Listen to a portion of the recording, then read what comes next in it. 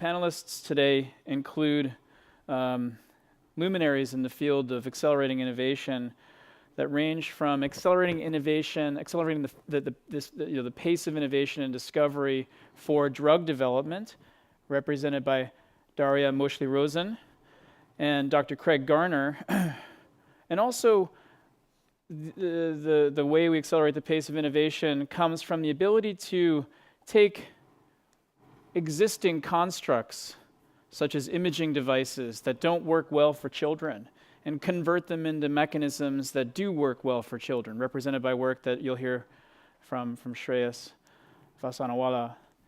And then also the ways in which we can steal smart, take things like concepts from architectural design and begin to apply those concepts to improving health in children. And this is something that Dana Cho will be talking about. So that's the arc for the panel, the narrative arc that we are trying to weave here. And I'm going to now introduce Daria Mochly-Rosen, who is a professor in chemical and systems biology and the George D. Smith Professor for Translational Medicine here at Stanford. She is a pioneer, a leader in this space of drug design, drug development. She runs Spark, that I think you'll hear about. She leads a multidisciplinary research lab that includes chemists, biochemists, biologists, and physician scientists, and has used her basic research discoveries to develop a number of drug leads for human diseases. Spark, the program itself, that I think you'll hear about again from Daria, but also from Dr. Craig Garner, has enabled a number of major discoveries born right out of here, right from Stanford. Daria has published over 200 papers and over 30 patents and patent applications. And without further ado, I'll welcome her to the stage if she's ready. Thank you. Thank you. Well, thank you for the opportunity to talk to you today about Spark. It's a program now in its 9th year, and I'll focus mainly on child and maternal health, of course. So you've heard this morning that only 500 of about 10,000 gene products are targeted by the pharma to develop drugs. And we in academia are rather frustrated with this number because we, on a daily basis, publish papers on our work showing that there are many other drug targets and drug leads. Why is there such a gap between what we know in academia and what industry is working on? Has been named the valley of death. And our attempt to understand what is missing was the basis for creating this program, which we call Spark. So this is Stanford's attempt, and many other universities have tried to do similar projects. So Spark is trying to provide proof of concept to show that those early discoveries in academia actually should develop into or translate to drug, and the industry should take this effort, even though it's so costly, and help improve human health. So what is the solution is, as I said, de-risking those early discoveries, showing that they have value and that they're worth the investment of industry. And we do it by using 4 elements. First of all, a little bit of money. And a little bit is really a little bit. It's about $50,000 a year, a project. Industry puts about $1 million, or actually probably more, close to $2 million a project a year. This money is taking the projects through steps that usually are not being done in normal academic research. We, of course, provide education. After all, we are an education institute, but importantly, we educate in the process of drug discovery and development. We provide access to facilities, not only the traditional facilities that academia has, but also facilities that are required for translational research. For example, drug formulation. Usually, we don't know how to formulate a drug so that it will reach the targets in the animal or eventually in the human. Following animal behavior is another expertise that was created in order to support our translational research. Those are some examples. And finally, probably the most important component is providing the mentorship. I think that the mentorship by local experts is the key component in our success, and more about it in a second. So, what Spark is doing is partnership with a community of the biopharmaceutical industry around us and our academicians to educate our faculty, students, and fellows in translational research. Translational research is taking these early discoveries and making them a utility. And so it's teaching applied research. We also, of course, our goal is to advance those early discoveries to make them into drugs that affect patients. And finally, and something that we work hard at, is try to figure out if we can make this translational research effort and drug development effort more effective, cheaper, and so more patients will benefit from it. What are the components that we have? Of course, first of all, the discoveries. And the discoveries are made not only by clinicians, but also by basic scientists. And those we overlay with our volunteer mentors. We have over 90 volunteer mentors that attend our Spark meetings now, for some of them for 9 years on a weekly basis, every Wednesday night. The mentors have years of experience in industry. They are volunteers that are not being paid, and they are signing confidentiality agreement. They provide advice based on their years of experience, and importantly, we have multiple experts in the same field, and so we, in Spark meetings, hear discussions and arguments about what are the experiences that will make it the most successful. It's the first time that those industry experts can actually share the knowledge among companies, and importantly, they are benefiting our efforts in Spark.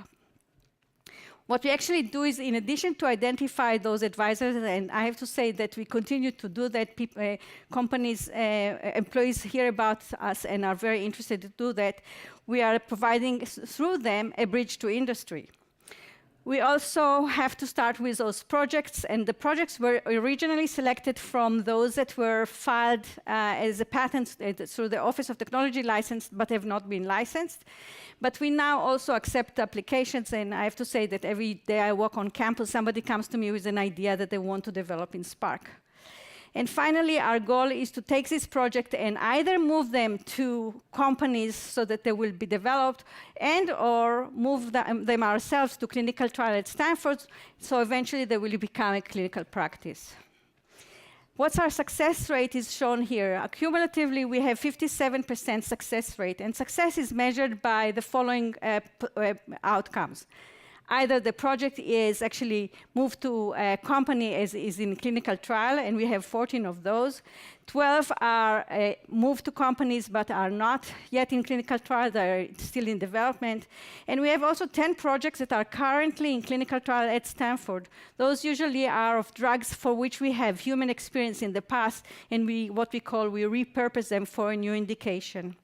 We have 20 projects that are unlicensed, and some of our advisors like to call them unlicensed yet, and 10% failure. 10% failure is a very low failure, which is another way to say that we should have taken many more projects into Spark, but our capabilities is limited.